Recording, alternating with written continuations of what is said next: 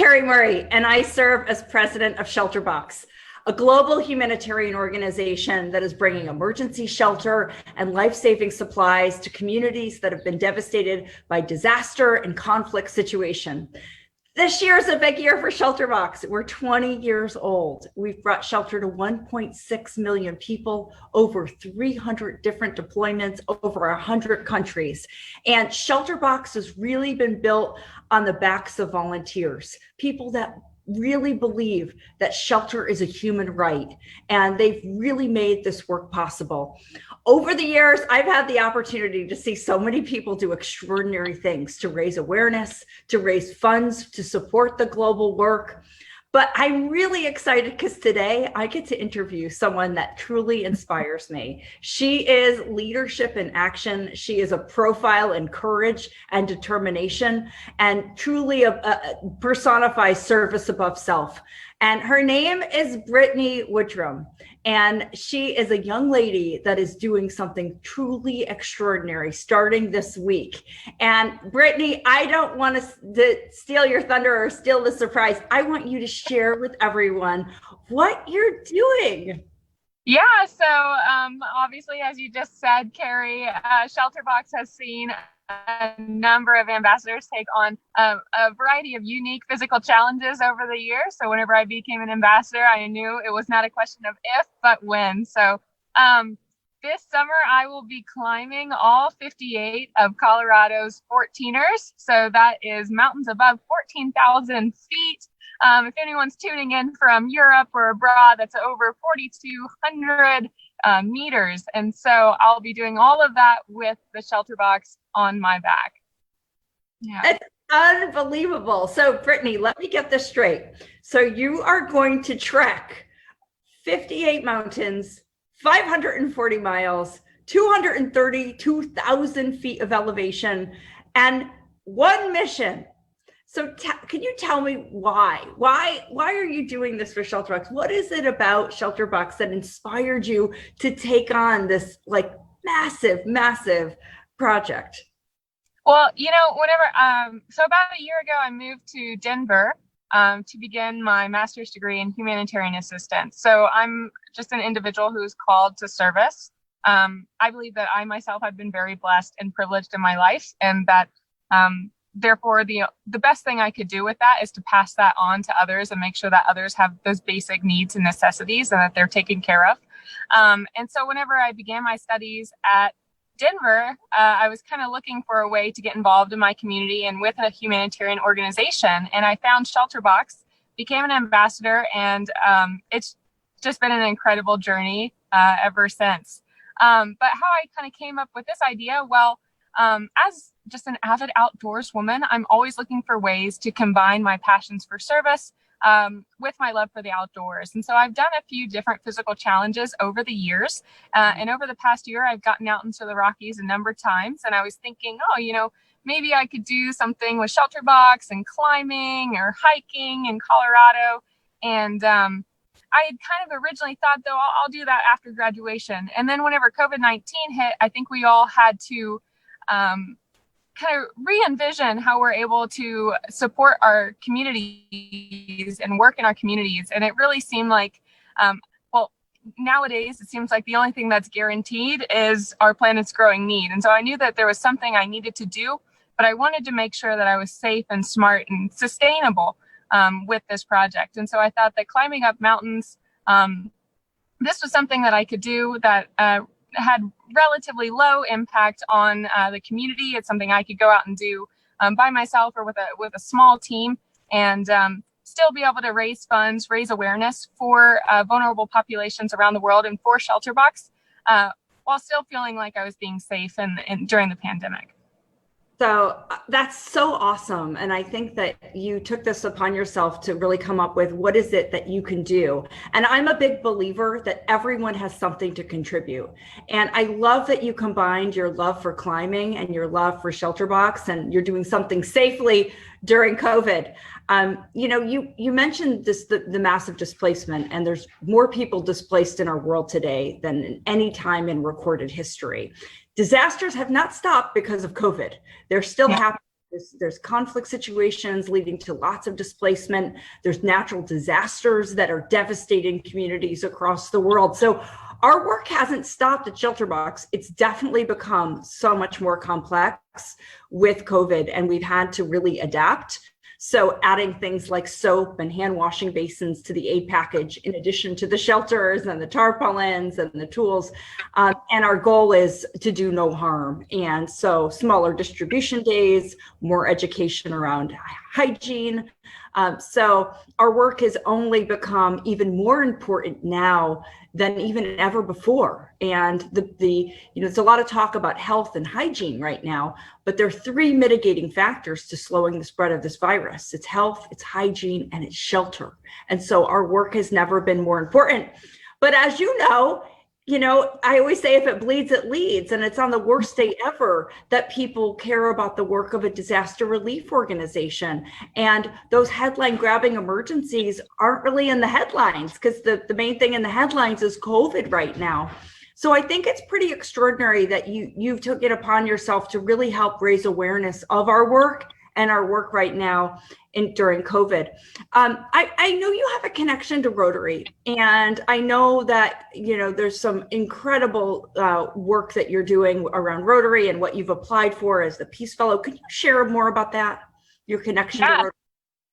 Definitely. So to be honest, I didn't have much experience with Rotary before becoming a ShelterBox ambassador. However, as many Rotarians and ShelterBox ambassadors know, ShelterBox actually started as a small Rotary Club project 20 years ago out of England, and today has developed into this international powerhouse in terms of disaster relief. And so as I've been preparing for this project, I've been doing a lot of outreach, meeting with different clubs up and down the Rockies and really kind of across the US.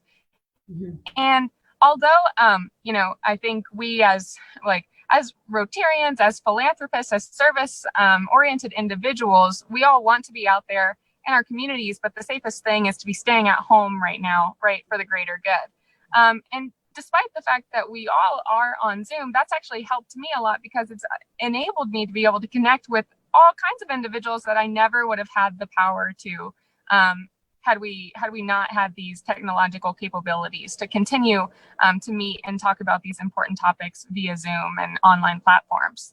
However, in terms of how and why I'm applying for the Rotary Peace Fellowship, well, as I said, I'm a very service-oriented individual. I think I would like to work for a humanitarian organization one day. However, oftentimes I think humanitarian organizations, we're response, right? So you're responding after a conflict or a disaster, but that's not necessarily solving the source. And so I think that happens a lot in diplomacy and in looking at peace and conflict studies, which is what a higher degree with the Rotary Peace Fellowship would allow me.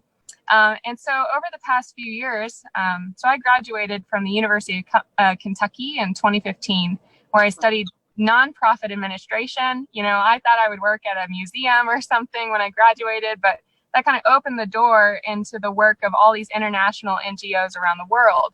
And so for the past 4 years, I've been working primarily in Southeast Asia for a variety of NGOs, including in Myanmar. So this is actually a photo here of me in Myanmar, where I moved in with a bunch of Buddhist nuns and helped start an English school / computer skills school for them. And it was in Myanmar that I really kind of found my community and found my purpose. And so if I do get the Rotary Peace Fellowship, my hope is to dedicate my career towards Myanmar. Obviously, if you're studying peace and conflict studies, that region of the world offers no shortage of opportunities to help out and to explore, right? And so, but with my project specifically, I was focusing on women's empowerment and these women's empowerment. So oftentimes, because women don't speak English or don't learn another language, they don't have the opportunity to study at some of the schools in neighboring countries such as Thailand or India or Sri Lanka. And so simply by learning a language, these women have the ability to go and pursue a higher degree and kind of explore the world a little more. So amazing. Wow. Good luck with your Rotary Peace Fellow application. Obviously, you're super, super impressive. I love that you've really focused and leaned in around women. And one of the areas at ShelterBox that we do focus in on is really helping the most vulnerable. And when you look at the global displacement numbers, 75% of the people displaced in our world today are women and children.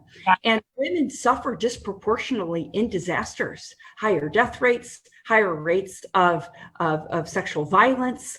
And so obviously significant lack of loss of education, particularly in refugee settings, disproportionately affecting women as well. So I just think it's so inspiring that you're doing this and helping to raise awareness. And I don't want to lose sight, Brittany, that when you go off on this assignment, so you're doing 540 miles, you have 58 mountains. It's like the equivalent of doing Everest 8 times, and you're raising money. And so I want to talk about this because you have a goal that you're setting. You want to raise a certain amount for every single peak that you get to over the course of this whole journey. So can you tell us what the goal is? And I can share how people can get involved as well. Yeah. So, well, one of the things I think that makes a fundraiser successful is being able to break it down into chunks. And fortunately, whenever you're climbing different individual mountains, it's a big goal, but it also is very easy to incrementalize, right?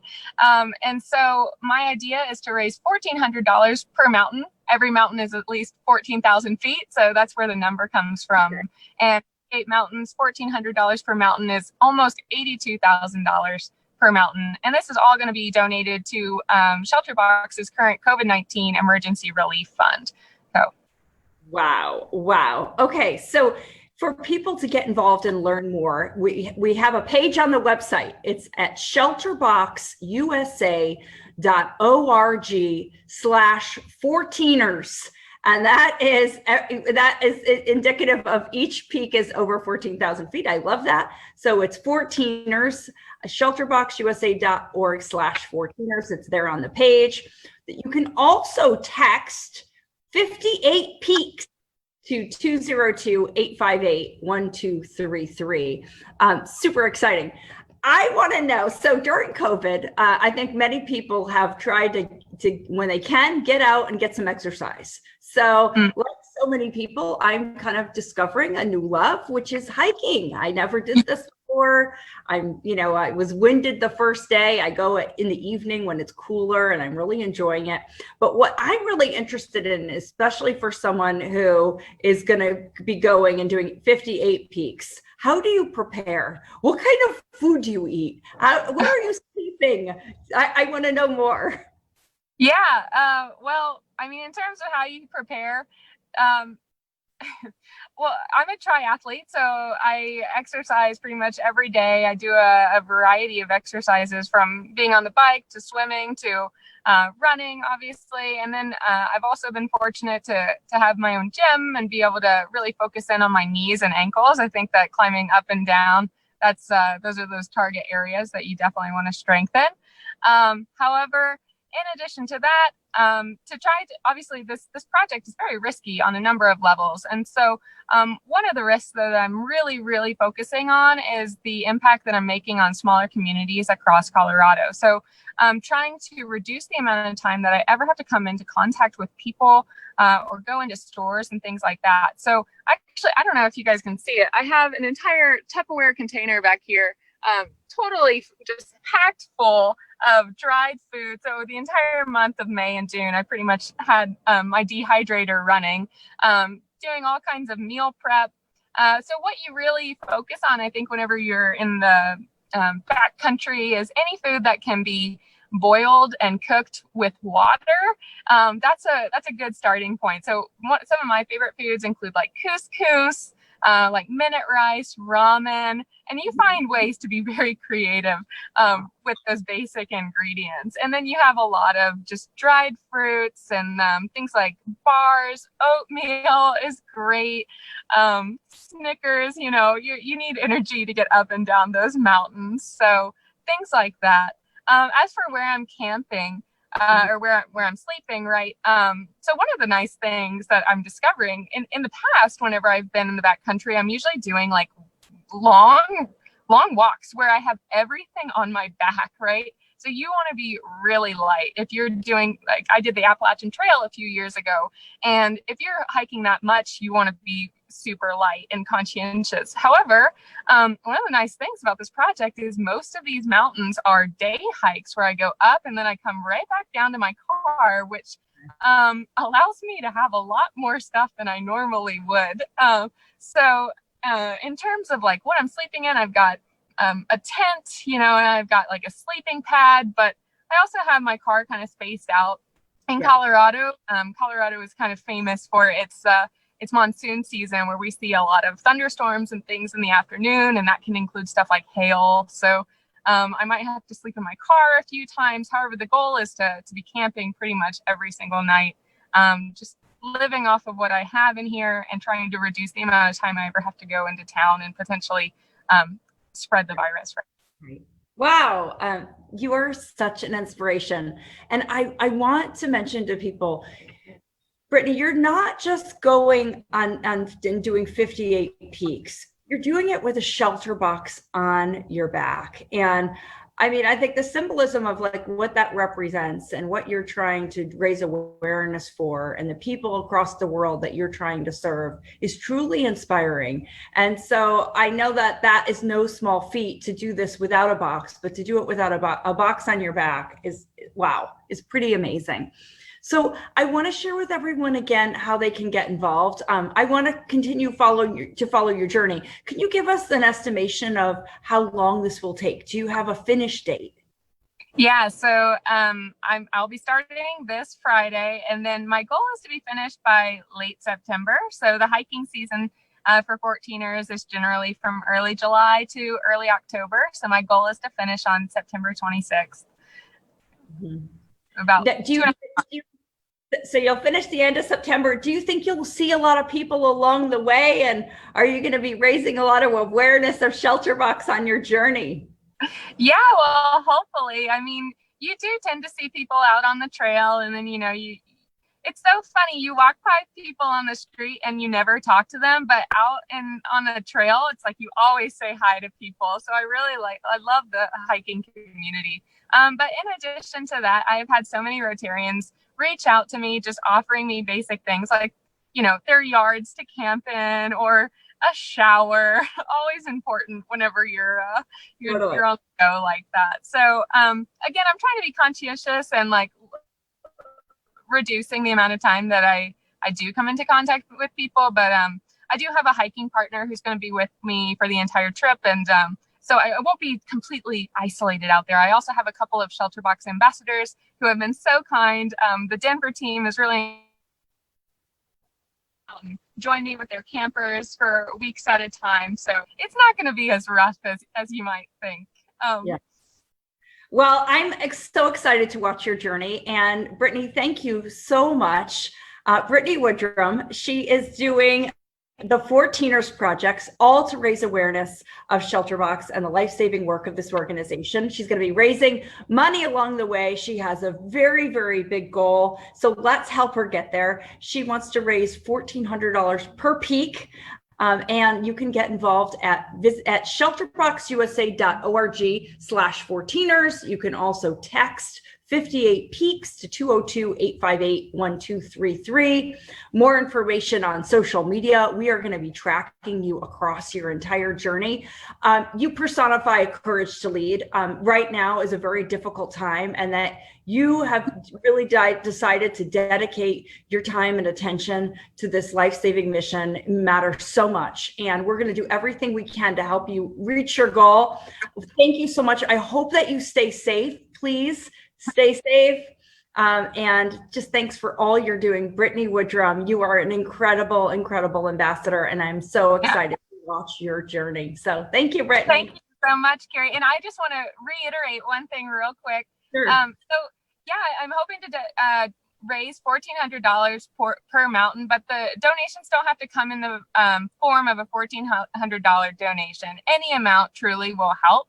And however, if you do wish to sponsor a mountain, you do get special privileges to that mountain, and I will carry anything, weight permitting, right, to the top of whichever mountain of your choice to get some nice pictures with it. So really do appreciate your all support, as well as ShelterBox's support. It has been such an incredible journey already, just planning this out and getting to meet everyone that I have.